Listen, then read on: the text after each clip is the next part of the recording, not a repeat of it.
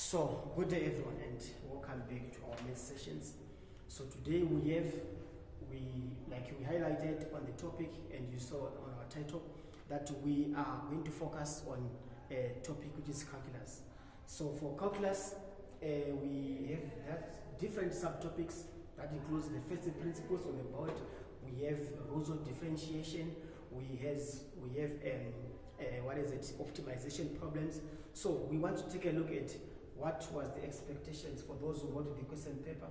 So for those who are also practicing, this is how you learn. This is where you learn different abilities on how to tackle calculus question. So let's take a look and let's see what was the expectation.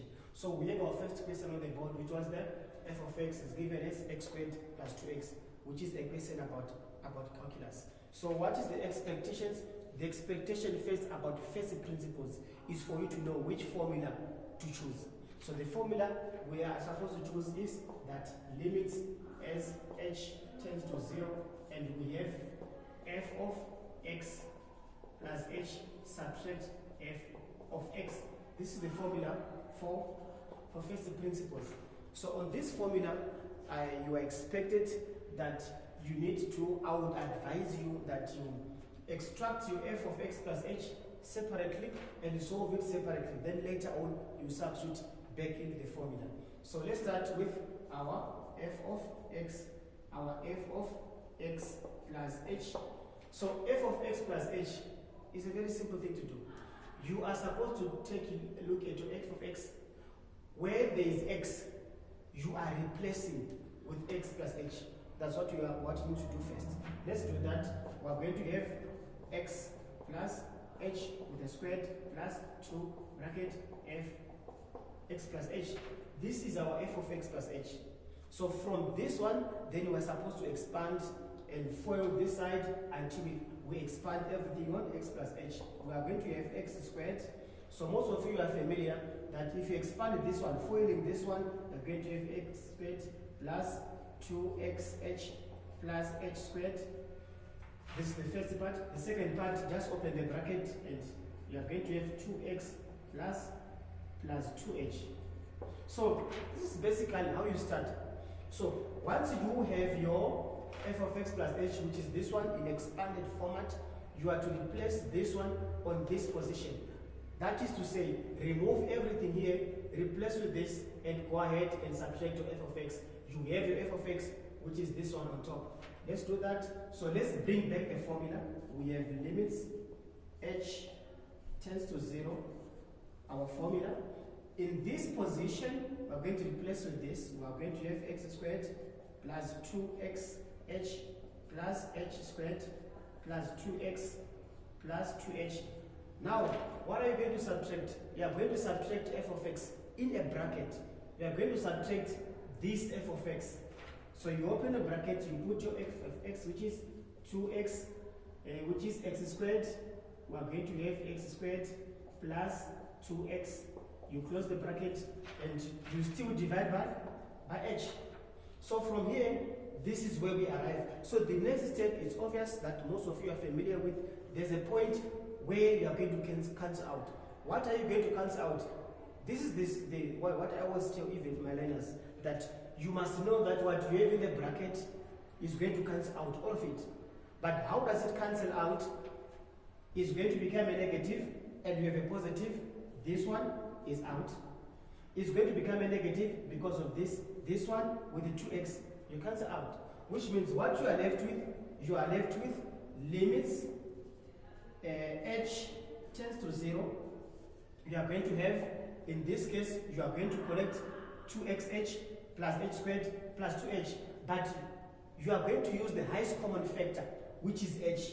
You put your h outside, then you collect your 2xh, but h is outside. In the bracket, you are going to put 2x. Then here there's h squared, another h is outside, you are going to have your h plus 2h. Now this h goes outside, our highest common factor, plus 2. You close the bracket and your square bracket divided by h. At the end of the day, you are going to cancel out h, and you solve this. Finally, you are going to have 2x plus h plus 2. But this is not your final answer. Remember, h has to become 0. So at this stage, h becomes 0. Our h becomes 0. Your final answer is 2x plus 2.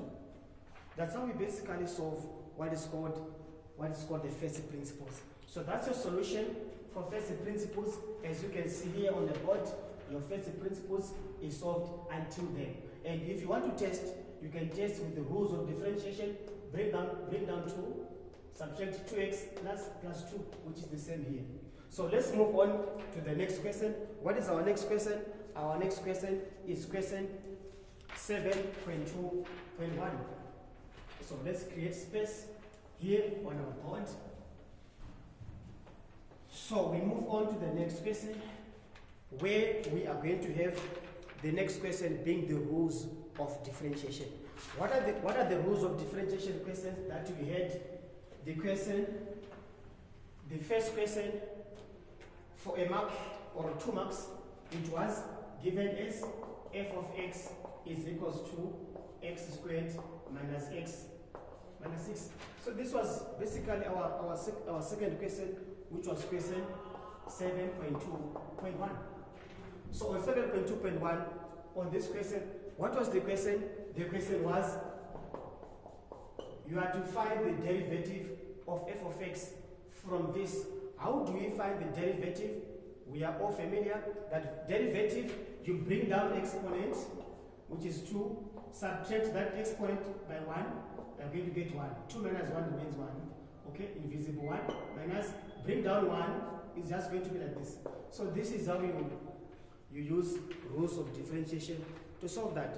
So 2x minus 1 is our derivative of f of x. So let's move on to the next question. Again, the next question was rules of differentiation. So our next question was given like this.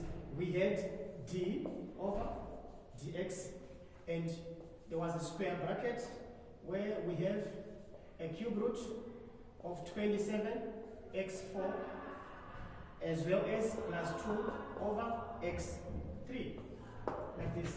So this was our next question for rules of differentiation. What I'm going to do first, what we are supposed to do first is to make sure that we check that our f of x is a polynomial.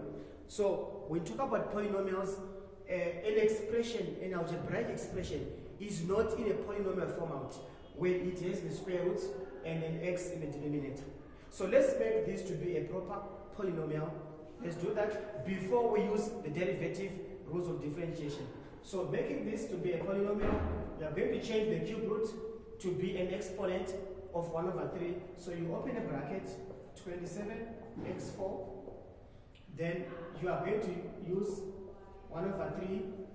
So basically we have now the cube root changing to become exponent of 1 over 3. Then plus 2x, this one, it goes on top. Then exponent takes a negative, you are going to have 2x exponent negative 3. It's not enough. Let's open the bracket and allow 1 over 3 exponent inside. Is going to multiply this exponent and also going to go on 27. So we are going to have again 27 exponent 1 over 3 x exponent 4 over 3. Then plus 2x negative 3. So basically after this, now we can use the rules of differentiation. Bring down exponent, subtract 1. Let's do that. So on the next step, let's write the constant 27 exponent 1 over 3. Let's multiply the exponent, which is 4 over 3. Then x 4 over 3, we subtract 1. Then plus 2, let's bring down negative 3. Then x minus 3 minus 1. So let's simplify the first part here. What are we going to have? You can punch your calculator. 27 exponent 1 over 3, it gives you 3. 3 times 4 over 3 is going to give you 4x is going to give you 4. We're going to have 4x exponent 4 over 3 minus 1, it will give you 1 over 3. Let's multiply this side. 2 times negative 3 is minus 6. x negative 4. So basically this is how we get our derivative. After getting the derivative, the option is yours, whether you want to leave it in this state or you want to leave it with the positive exponents. You can go ahead and have 4x 1 over 3 subtract 6 over x positive 4. So with positive exponents, you have derived this. Your dy over dx is 4x 1 over 3 subtract 6 divided by x exponent 4. So this is how we are supposed to use the rules of differentiation when you are given an algebraic expression which is not in a polynomial format. How do you make it the polynomial format? You saw we change this one to become an exponent. We take this one to go on the numerator, change this exponent until we use our derivative. So let's move on to the next question. So we have our next question here. Our next question in this case, which is a question about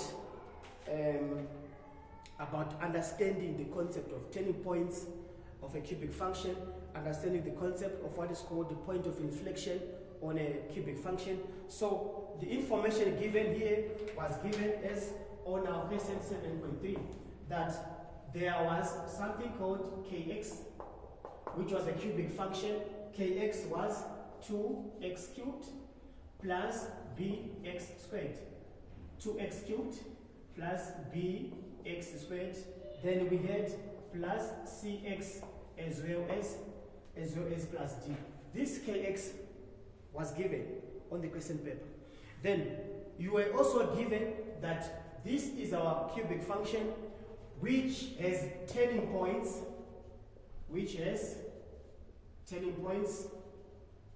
where x is equals to, turning points where x is equals to negative 2 and x is equals to 0. These are the points, the x values of the turning points. Then there was the first question for a mark, for 1 mark. The first question was k derivative of x equals to 0. You were to find x values where the derivative of this function is equals to 0. So what do we understand? We understand that this, if we were to make a drawing, the drawing would look like this, and because our 2 is positive, it means your cubic function starts with a z. It was going to be something like this. And then what we understand is that they say that the first value, the x value is negative 2. So the first value is negative 2 here, negative 2. And then we have our second value, which was 0 here. So let's make it proper. It was something like this. So the graph has 2 turning points, basically. Not saying that this is the original graph, but we are saying that turning points are simply points where the graph turns. So this is the typical graph that maybe you would have drawn, but they did not ask you for that. So it was a 1 mark question for you to solve the derivative of k equals to 0. So how do we solve that? Turning points are points whereby it's called a locum maximum and a locum minimum, where the graph, the derivative is equals to 0. So derivative equals to 0. So to get our answers for a mark, then we repeat this. X is simply negative 2, or x is equals to 0. These are the 2 values where the derivative is equals to 0. Just like that for 1 mark. Then we move on to the second part question of that. The second part of this question was a situation where you expected to understand or to solve the second derivative of x, which was less than 0. So basically we all understand one thing, that when you have a second derivative, this is where you get your point of inflection. So but in this case, when they say it's less than 0, this is the point where our graph is concave down. So when it's concave down, we understand we have to first get a second derivative. Let's get our first derivative of the function. So the first derivative was equals to 6x squared from here, then plus 2b from here, then plus c. This was typically the first derivative. So 2bx was the first derivative, and then we need to move on to create a second derivative. So a second derivative, bring down to 12x, and then we are going to have plus 2b. So this was basically the second derivative, but less than 0, let's solve this. Let's make this one to be less than 0. We are going to have 12x plus 2b is less than 0. Take 2b over the other side. We are going to have 12x being less than negative 2b. If you divide both sides by 12, both sides by 12, we shall cancel out. Then our final answer will look like this, where we have x being less than, then 2 divided by 12 is going to be negative b over 6. So this is basically what we were expected to understand. This is b, this is 6. So negative b over 6 is the value of x. X is less than negative b over 6. This is the point where we solve second derivative being less than 0, our point of concave down. Then we move on to the next question. The third part of this one was a question like this. So the third part of this was where they say that we have k derivative x, we have x minus 3, then they say that this is bigger than 0. So we are to understand one thing here, that when we have a k derivative, but at the same time we don't have a k derivative x, our x was replaced with x minus 3. Let's interpret first, what is the meaning of this? This means that the graph was transformed. It was moved on the horizontal part of it. So this is called horizontal shift. So our horizontal shift is such that the graph was shifted 3 units. If there's a minus, it means it was shifted 3 units to the right. So we are going to have to shift 3 units to the right. Let's shift the graph, but how do we shift? Understand something here. There's a derivative, k derivative. K derivative, we saw from the first question that k derivative is our turning points. Our turning points are being shifted 3 units to the right. So let's shift the first part. So x was equal to negative 2. Shifting to the right, it means that we have to add a 3. So it means the new x value minus 2 plus 3, it will give you what? It will give you 1. Then let's shift the other value where x was equal to 0. Shifting to the right, you add a 3. That means x is equal to positive 3. So what does that mean? It means that we have new turning points, which were x is equal to 1, x is equal to 3. But it's not enough. We need to solve the inequality of the new shifted graph, and because of a derivative, it means the graph became a quadratic. We know that if we derive this one, the first derivative, it becomes a quadratic.